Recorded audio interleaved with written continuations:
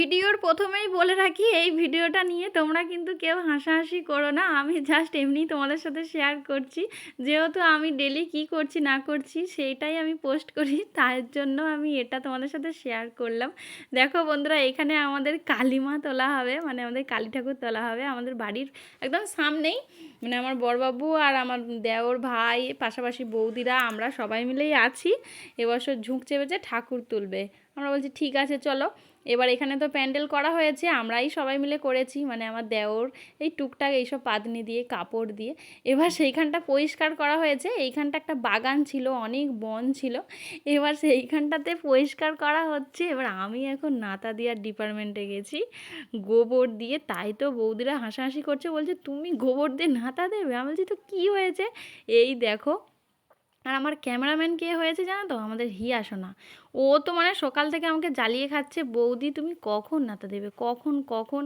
মানে আমি যে রান্না করছি ও আমাকে সেই সময়টুকু দেয়নি। আর এইখানে দিদিরা বসে বসে সব দেখছে আর এই সব গল্প করছে। ও বলছে বাবা কি করে নাতা দাও, আমি দেখবো। আর নাতা আবার দিবে, কি করে দেখবে বলো তো। মানে তারা হেসে পাগলা হয়ে যাচ্ছে যে আমি দিচ্ছি বলে। আমি কি দিতে পারি না বলো, এই দেখো আমি তো ভালোভাবেই দিচ্ছি। যাই হোক, এইখানটা একটু খারাপ ছিল, বাগান তো একটু উঁচু নিচু জায়গা আছে, অনেক ইটকেল অনেক কিছুই আছে, চিক টিক সব কিছু পরিষ্কার করা হয়েছে। আর এইভাবে আমি দিচ্ছি, আর হিয়া সোনা ক্যামেরা করছে। ও তো বেশি এক্সট্রা নিয়ে নিয়েছে, আমি তো অনেক কিছুই কেটে দিয়েছি, মানে জানোই তো বাচ্চারা ক্যামেরা ধরলে যা হয়। তো ভালোই করে দিয়েছে, কেউ তো আর করেও দেবে না, ও তবু ধরে দিয়েছে। আর এইখানে আমরা হাসাহাসি করেই সব কাজগুলো করছি, সবাই বসে বসে দেখছে জানো তো। সবাই বলছে বউটা কি করে আমি দেখবো। আরে কি করবো রে বাবা, দেখো আমি তো ভালোভাবে দিচ্ছি, বলো তোমরাই বলো বন্ধুরা। আর তোমাদের ওইখানে কে কে ঠাকুর তুলছে বলো। কালী ঠাকুর তো অনেকেই তোলে, মানে বাচ্চারাও তোলে বড়রাও তোলে, আমি যেটা দেখেছি। আর আমার মায়েদের বাড়িতেও তুলছে, ঠাকুর তুলছে মানে পুজো করা হবে, এটাই আর কি। আমি তুলছে তুলছে বলছি। আমি এই ভিডিওটা বানিয়েছিলাম কাল, তোমরা এই ভিডিওটা আজ দেখতে পাবে, কারণ কাল অনেক ব্যস্ত ছিলাম, কাল আর তোমাদের সাথে শেয়ার করিনি, আজ করব।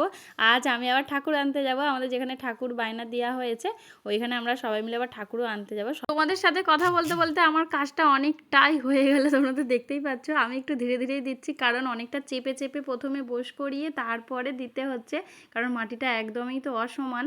আর অনেক ইটকেল পাটকেল কত কিছু আছে, এই দেখো না অবস্থা, হাতে শুধু লেগে যাচ্ছিল।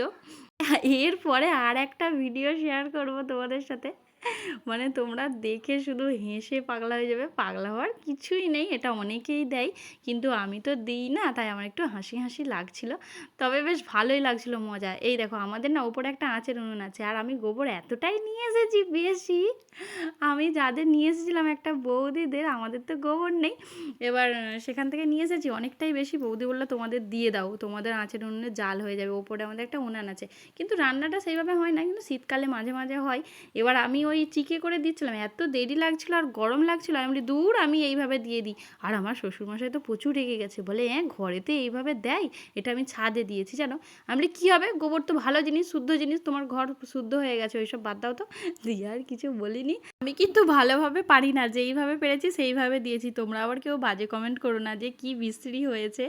তারপরে দেখো আমি ক্লাসে গেছিলাম। এই ভিডিওটা কেমন লাগলো জানাবে।